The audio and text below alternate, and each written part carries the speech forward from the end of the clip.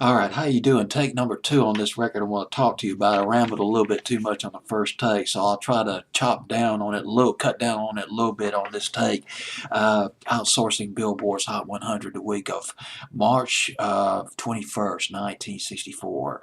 The British invasion, really big in 1964. Motown kicking into hyperdrive in 1964. A group from Atlanta, Georgia called the Tams had their top 10 hit, What Kind of Fool, in 1964. It was their biggest hit. It was their only top 40 hit.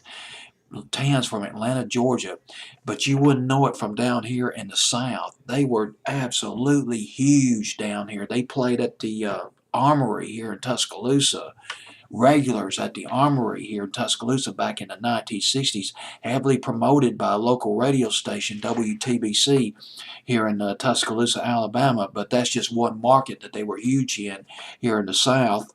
Be Young, Be Foolish, Be Happy, one of their biggest hits, summer of 1968. I guarantee you, if you listen to the radio down here in the South back then, top 40 radio station that played the heck out of that record, you'd think it was the #1 song across the land, but it didn't make top 40.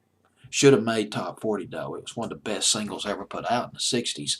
But here's the thing about the 60s. A group like the Tams, real big in the South, well known in the South, loved.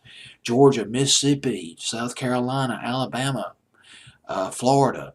Not so well known in Colorado.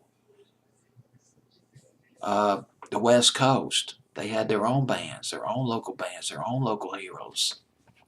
The Tams, their one hit, What Kind of Fool, they got their name from the Tam O'Shanter hat. It's that Scottish traditional hat or bonnet that men wear. And their first hit was Untie Me in 1962. Wasn't very big, got on R&B charts. It was written by Joe South.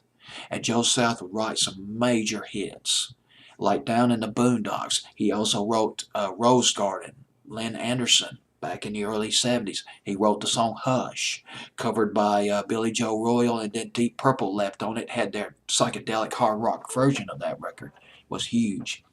Written by Joe South, Untie Me, and What Kind of Fool, and one other song I want to tell you about. Now this is going to blow you away. I didn't know about this record. Well, I didn't know this factoid about this record. If you're from the South, you're watching this video, you remember the Tams, you're going to find this very satisfying.